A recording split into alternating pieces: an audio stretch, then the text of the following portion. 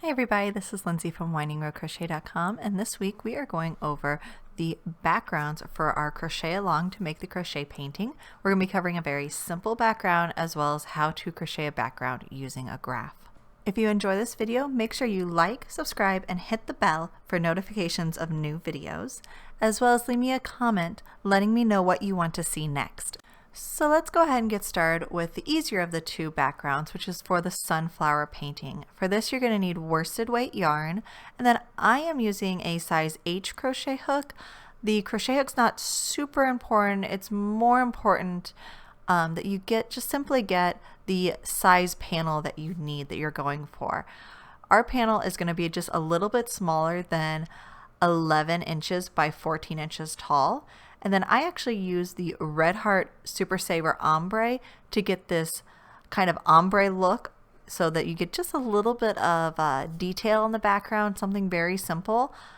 Please be aware that I did force the color changes in this, so I've made it change color about every 15 rows or so.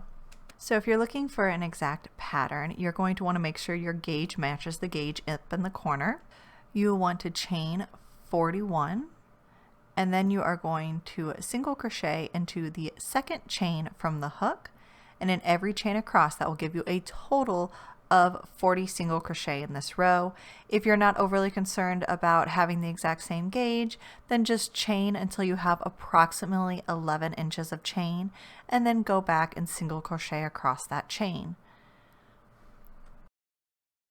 Once you get your first row worked, you're just going to want to go back over that row, use a measuring tape, and just verify that it is a little bit under 11 inches. It's important to be a little under because we can always stretch it to make it fit our picture frame, but if it's too wide, we have to scrunch it into the picture frame and it's going to get bubbly and it's not going to look right. Then you're just going to continue working the same rows, single crocheting all the way across for each row until you have approximately 14 inches. It took me roughly 62 rows to reach that, and again I changed my colors about every 15 rows. So that's how you finish the background for the sunflower painting. For our cactus painting, I used the exact same pattern, but I used a graph to add more detail. I did this by using a website called stitchfiddle.com. You can make your own graph at this website, or you can use the graph I have here. So just like the other background, I went ahead, took my first color, which is going to be gray, and I have chained 41. I printed out the graph that you can get on the website that's linked below. And on this, you will see, if you take a look at our graph, you will see that the first 3 rows are completely gray. So we're going to go ahead and work up those first 3 rows, and then I will start showing you how we're going to change colors and keep track as we go. So all I need to do is single crochet into the second chain from the hook and every chain across.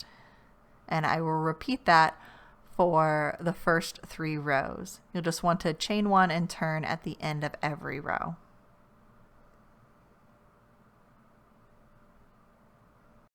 That I have completed the first 3 rows, it's time for us to go ahead and change our colors and start actually working the graph.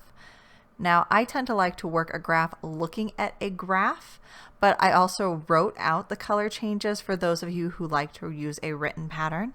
So looking here on row 4, which is labeled on the side, we're working right now from left to right.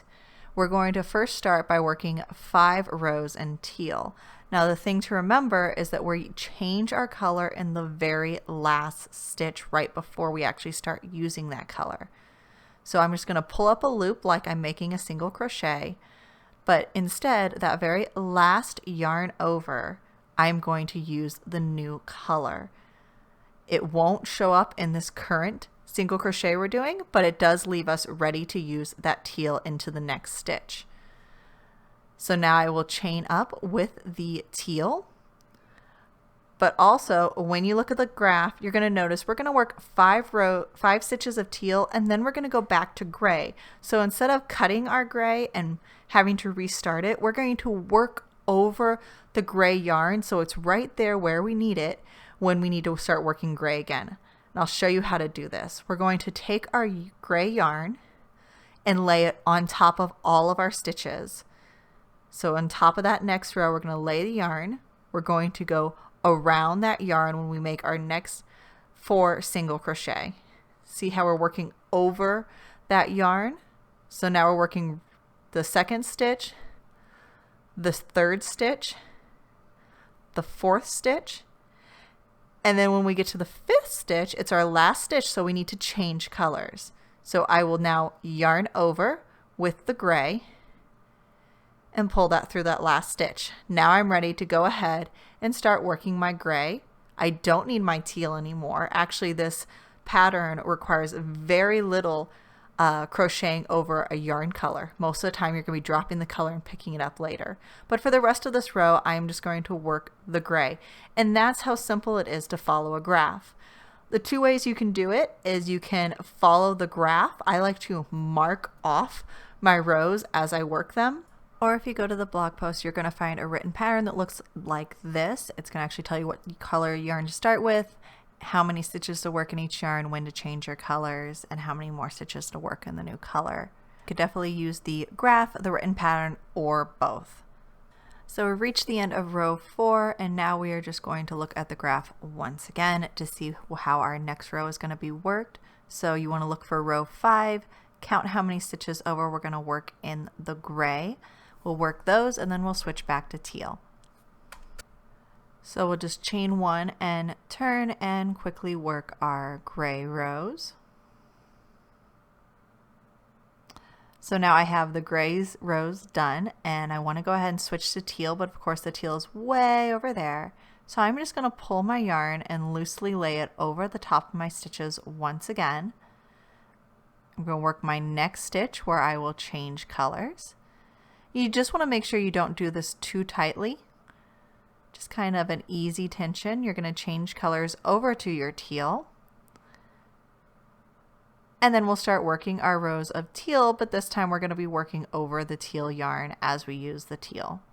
There's no need to work over the gray because you aren't going to be working any stitches on this side with the gray. I know there are a lot of colors in this, but truthfully, you're at the very most, I think you work 4 colors at once, but those 4 colors work straight up. You don't really do a lot of color changes. That's when you get into the window. And down here at the bottom, when you're getting the hang of everything, you're only working with 2 colors at a time. So it's really an easy pattern to work with to get started. Also, something to mention as well is after you work a few rows, again, you do want to use your measuring tape. Make sure that this is just a little under 11 inches.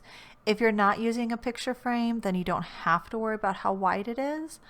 But if you are, you definitely want to make sure that it's the right size. So another thing to note is as you change colors, you really want to keep track of how you flip your yarn. So if you keep flipping it in the same direction each time, you're going to twist these strands of yarn together. But what I actually like to do is take a stitch marker, march one end of my project, and I know that when I flip my yarn, that is always going to be the one that's coming up over the other end of the project. And that is going to keep me, basically I'm going to twist the yarn when I turn one row, but then when I turn the next row, I'm going to actually untwist it, and it keeps everything nice and neat and keeps it from getting twisted. So that is just a great little tip to help you from getting tangled yarn. Keep working a few more rows. You can see here I picked up my gray. I'm going to crochet over that because I need to work more rows of more stitches in teal, and I'm just going to carry that until I need it. And then I'll show you where I'm at when I work through half of the project and the end of the project. So here I am halfway done with the background, and I'm really at a point where this gets really easy because from this point up, we're just making straight lines all the way up. You can see that I changed the color on the window seal. Instead of white, I went with a brown, and instead of blue for the window, I end up using this variegated yarn. It's Red Heart Stripes. I think the color is called Fruity. And I thought it looked a little bit like a sunset, so I thought that'd be fun for the window. But from this point on, there's not really any counting back and forth. It's the same number of stitches for each row of each color. So from here it gets really easy. You just have to work your way up until you reach 14 inches. And you can see off to the side I still have my stitch marker, so I'm still keeping track of how I flip this back and forth to keep my yarn from getting tangled. There you have it. This is my finished piece. It is a little bit thinner than 11 inches, but I will show you how we can stretch it later when we assemble everything. It's a little bit shorter than 14 inches, which will stretch again, but it is very close, and I'm really happy with how it came out, and I can't wait to see how yours come out.